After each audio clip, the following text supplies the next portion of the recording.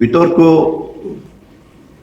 প্রতিযোগিতা এটাকে একটা আন্দোলনে রূপান্তরিত করা যায় কিনা,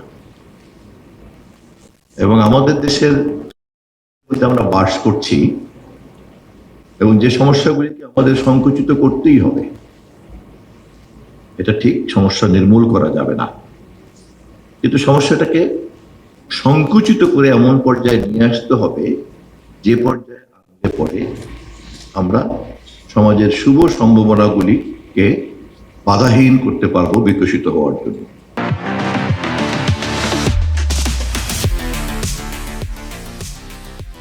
তো সেই কাজের জন্যই কিন্তু বিতর্ক প্রতিযোগিতার এই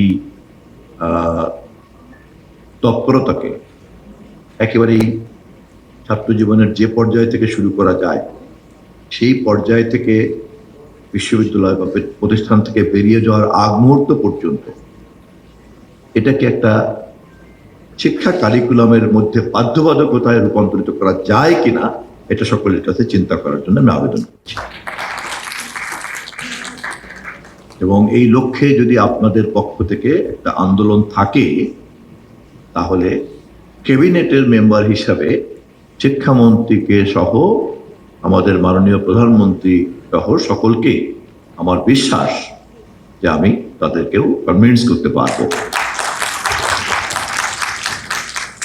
যখন আমরা এই মঞ্চে, এই সভায়, এই কক্ষে কথা বলছি, তখন আজ মাননীয় প্রধানমন্ত্রী, আপনারা জানেন, আর্মি স্টেডিয়ামে দেশের তরুণদেরকে নিয়ে উনি স্পোর্টস এবং উদ্ভাবনের দুইটি প্রোগ্রামের একটি প্রোগ্রাম উদ্বোধন করবেন, আরেকটি হচ্ছে 29 তারিখ।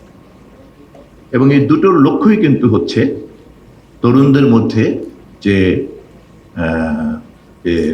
জীবনী শক্তি, মেধা এবং তার যে উদ্ভাবনী শক্তি, সেগুলিকে উদ্ভাসিত করা, সেগুলিকে উৎসাহ দেওয়া এবং সেগুলিকে সাধারণ মানুষের সামনে উপস্থাপন করা, উৎসাহ এবং অনুপ্রেরণা দেওয়ার মধ্য দিয়ে। এবং আমি নিশ্চিত যে এই ধরনের উদ্ভাবনী তৎপরতার একটা বড় কাজই হচ্ছে কিন্তু বিতর্কে অংশগ্রহণ করা এবং সম্মিলিতভাবে বিতর্কের মধ্য দিয়ে উদ্ভাবনের প্রক্রিয়াটাকে আরো অনেক বেশি ঘনীভূত করা, অনেক বেশি ডেন্সিটি ফুল করা এবং ওটাকে একটা ফলদায়ক করা। আলটিমেটলি সেটা একটা যেন একটা সমাধান দিতে পারে, একটা নতুন একটা সিদ্ধান্ত যেন উপস্থাপন করতে পারে।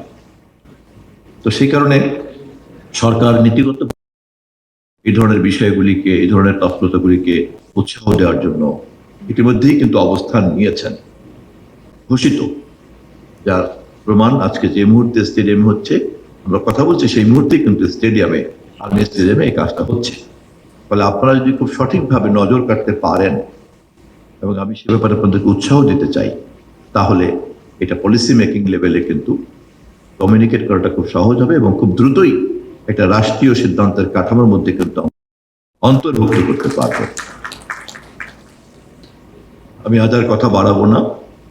আমি আবারও বলছি যে আমি অন্তরের অন্তঃস্থল থেকে অত্যন্ত আনন্দ অনুভব করছি এবং আমি নিজেও আমি মনে করি যে একজন নাগরিক হিসাবে এই ধরনের কাজের সঙ্গে আমি যত বেশি যুক্ত থাকতে পারবো, আমার তত বেশি ভালো লাগবে।